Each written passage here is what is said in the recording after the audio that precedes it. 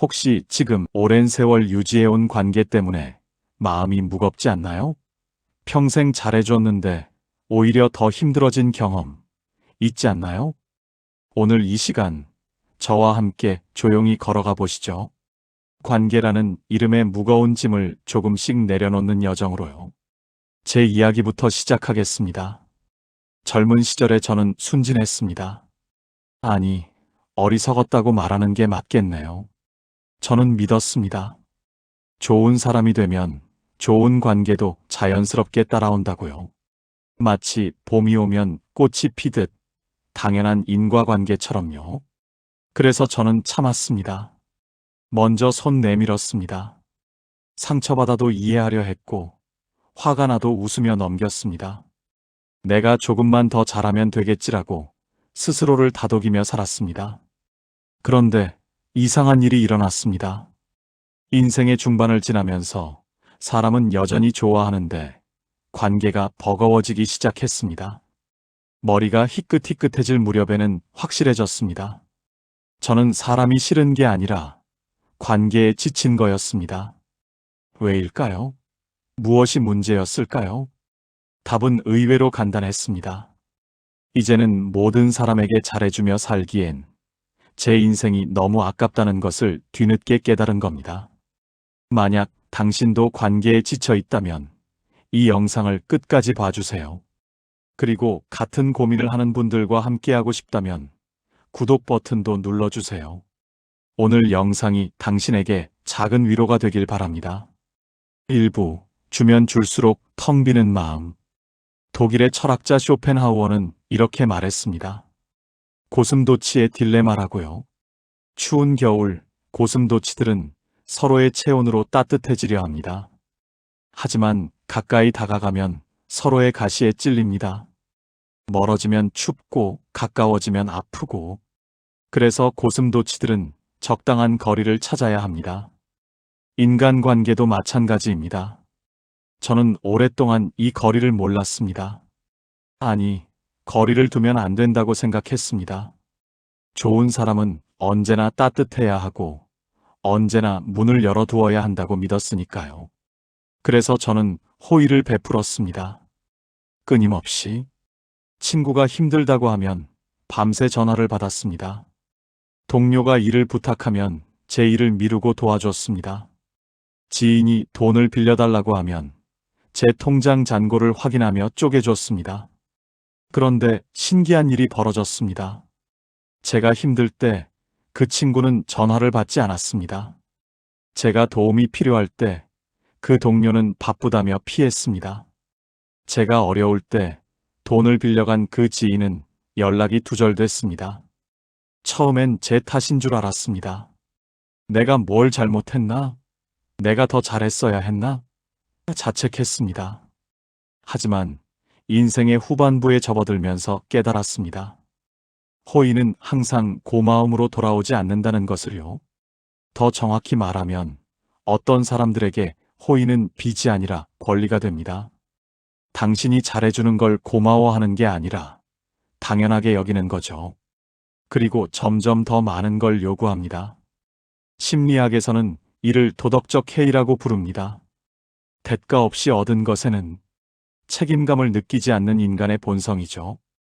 여기서 더 슬픈 진실이 있습니다. 잘해주는 사람을 이용하는 사람은 세월이 흘러도 변하지 않습니다.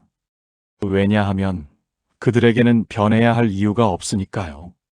당신이 계속 베풀고 있는데 왜 바뀌겠습니까? 저는 이제 압니다. 호의를 베푸는 건 좋은 일이지만 호의를 받을 자격이 없는 사람에게까지 베풀 필요는 없다는 것을요. 당신의 친절은 소중합니다. 아무에게나 낭비하지 마세요. 2부, 마음도 에너지가 있어요. 물리학의 연력학 제1법칙을 아시나요? 에너지는 생성되거나 소멸되지 않고 단지 형태만 바뀐다는 법칙입니다. 재밌는 건 이게 인간의 감정에도 그대로 적용된다는 겁니다. 당신의 감정 에너지도 무한하지 않습니다. 매일 아침 눈을 뜰 때 당신에게 주어지는 감정 에너지는 정해져 있습니다. 이걸 어디에 쓸지는 당신의 선택입니다. 젊을 때는 이걸 몰랐습니다. 마치 에너지가 무한한 것처럼 살았죠. 아침에는 힘든 상사를 대하고, 점심엔 짜증나는 동료를 달래고, 저녁엔 부담스러운 지인을 만나고, 밤엔 불평만 하는 친구의 전화를 받았습니다. 그리고 정작 집에 돌아오면 가장 사랑하는 사람들에게 줄 에너지가 남아있지 않았습니다. 자녀에게 짜증을 냈고, 배우자에게 무뚝뚝했고, 노부모님 전화는 귀찮았습니다. 가장 소중한 사람들에게 가장 못된 내 모습을 보여주는 아이러니. 이것이 바로 에너지를 잘못 분배한 결과입니다. 프랑스의 철학자 시몬 베요는 말했습니다. 주의를 기울인다는 것, 그것이 사랑의 가장 희귀하고 순수한 형태다. 당신의 주의, 당신의 관심, 당신의 에너지.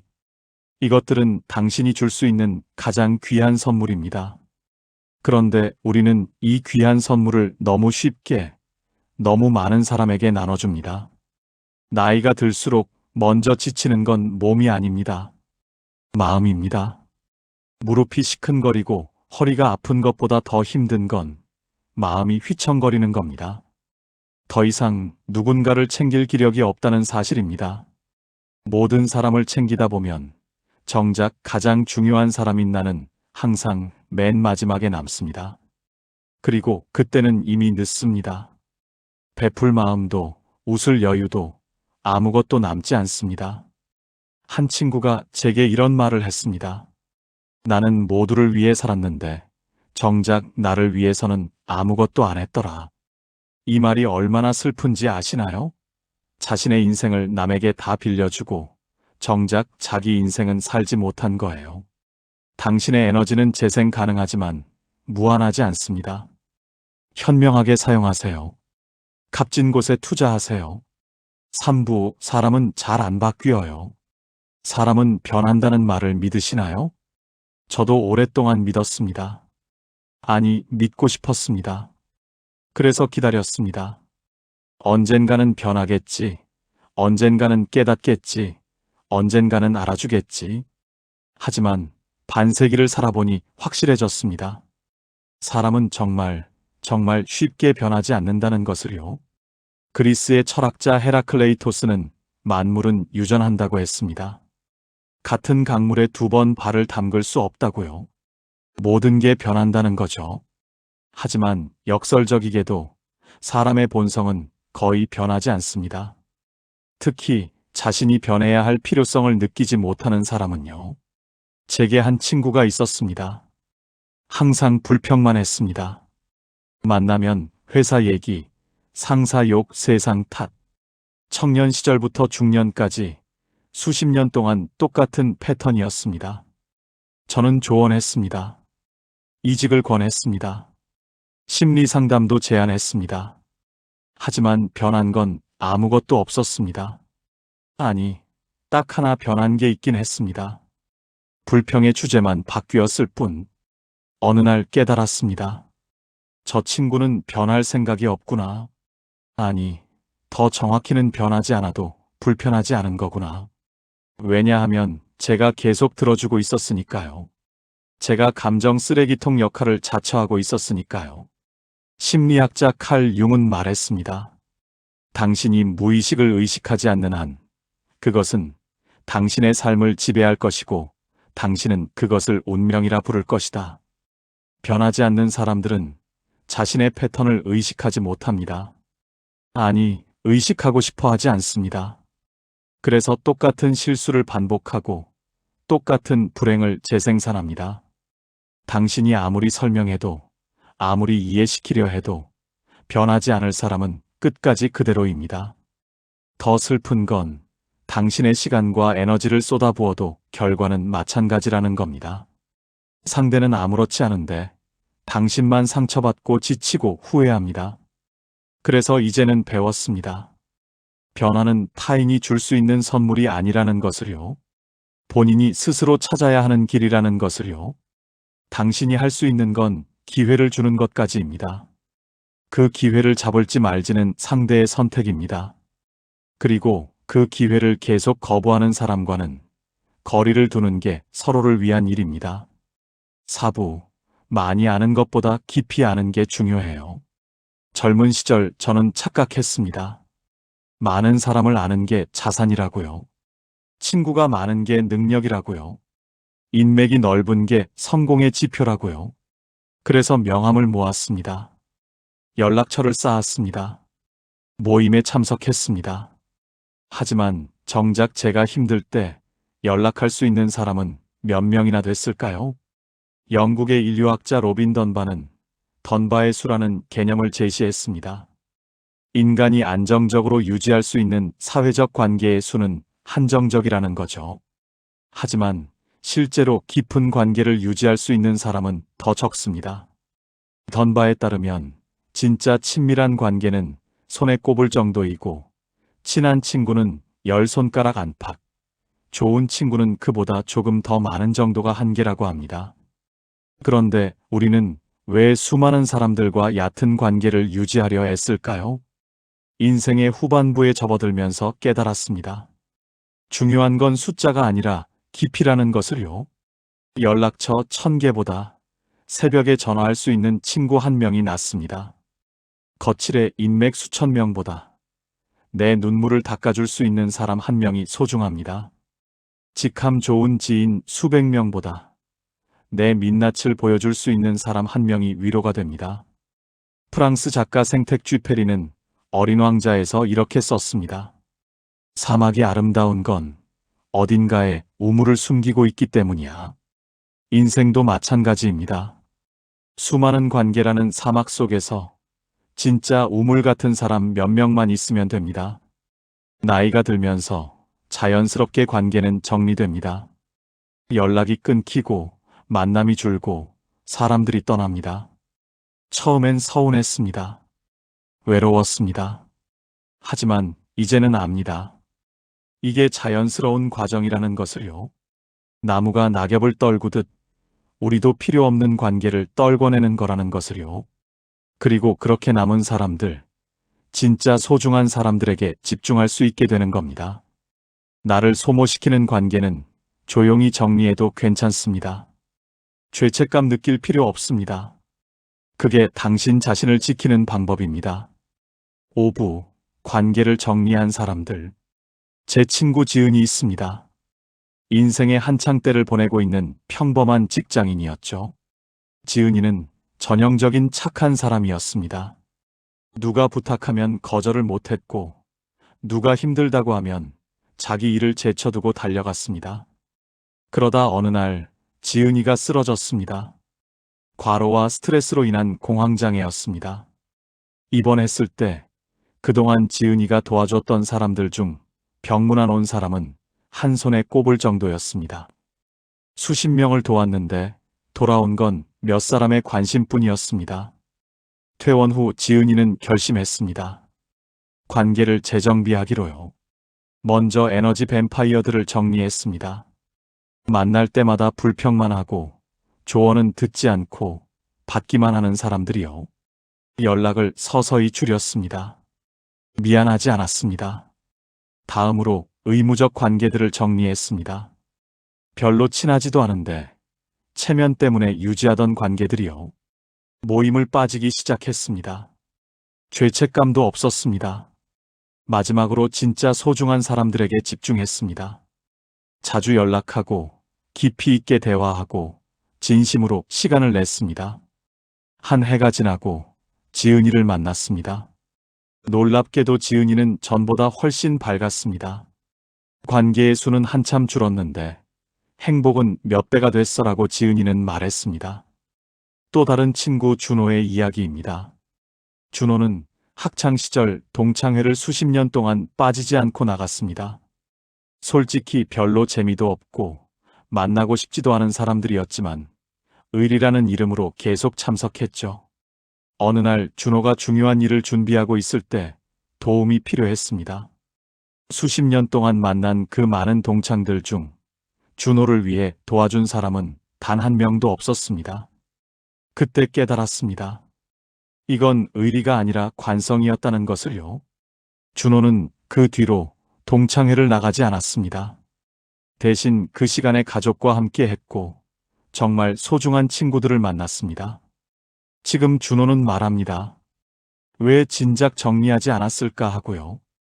6부. 나도 소중한 사람이에요. 독일의 철학자 마르틴 부버는 인간관계를 두 가지로 구분했습니다.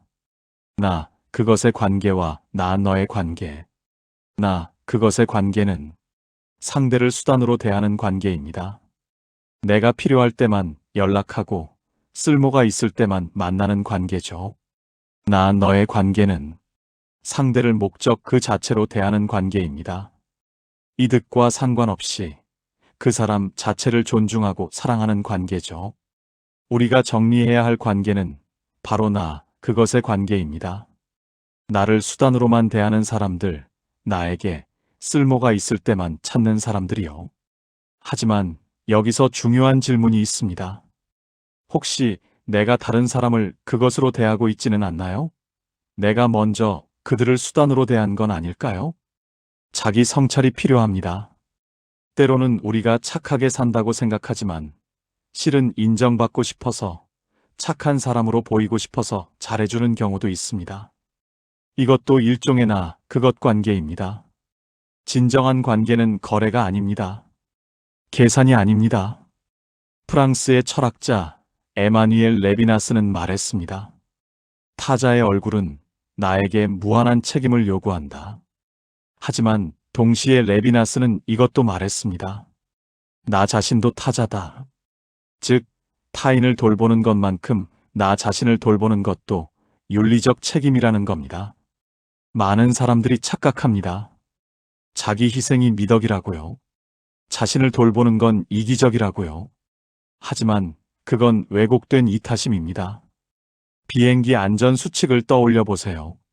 산소 마스크가 떨어지면 자신이 먼저 쓰고 그 다음 옆 사람을 도우라고 하죠. 왜일까요? 내가 먼저 살아야 남도 도울 수 있기 때문입니다. 관계도 마찬가지입니다.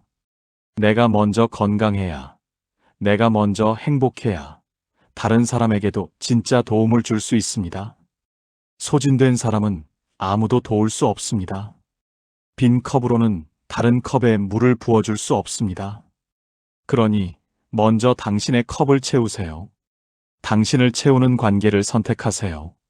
당신을 비우는 관계는 정리하세요. 이건 이기심이 아닙니다. 자기 보존이고 지속 가능한 이타심입니다. 7부. 적당한 거리가 있어요. 일본에는 말하는 개념이 있습니다. 사람과 사람 사이의 적절한 간격을 뜻하죠.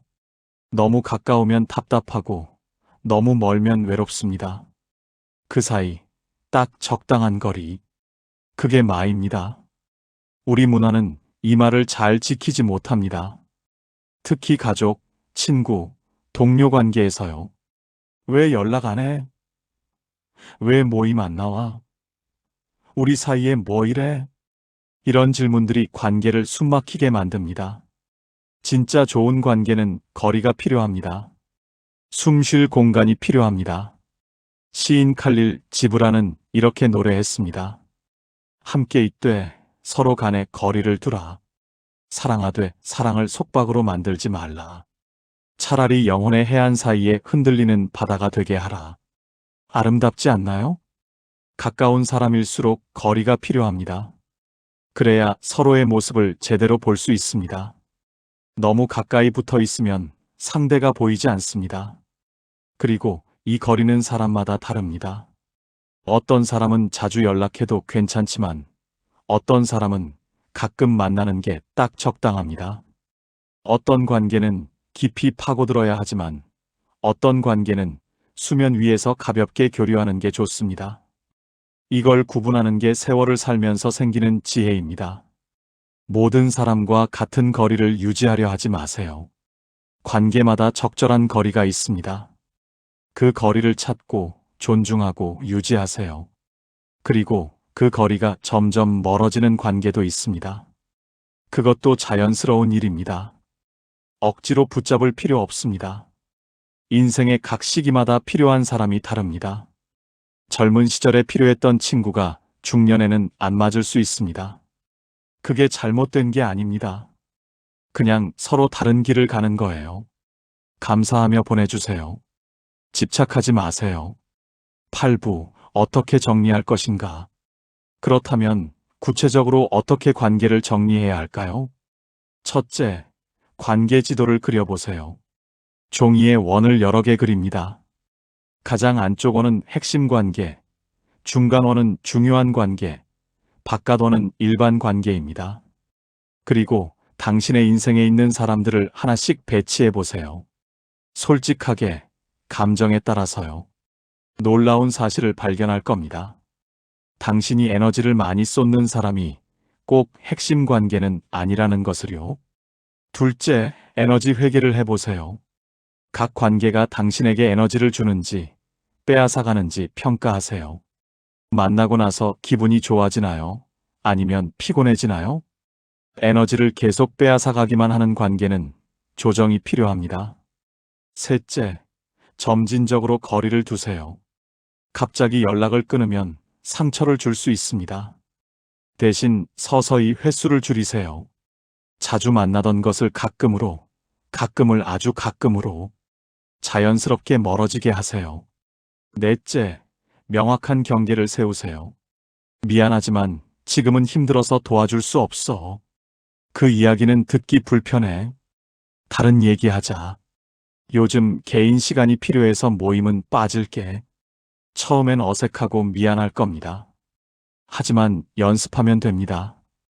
당신의 경계를 존중하지 않는 사람은 진짜 친구가 아닙니다. 다섯째, 핵심 관계에 집중 투자하세요. 정리한 시간과 에너지를 정말 소중한 사람들에게 쏟으세요. 깊이 있는 대화를 하세요. 의미 있는 시간을 보내세요. 양을 줄이고 질을 높이는 겁니다. 9부, 거절의 기술. 관계를 정리하는데 가장 큰 장애물은 무엇일까요? 바로 거절하지 못하는 마음입니다. 우리는 어릴 때부터 배웁니다. 싫다고 말하는 건 나쁜 거라고요.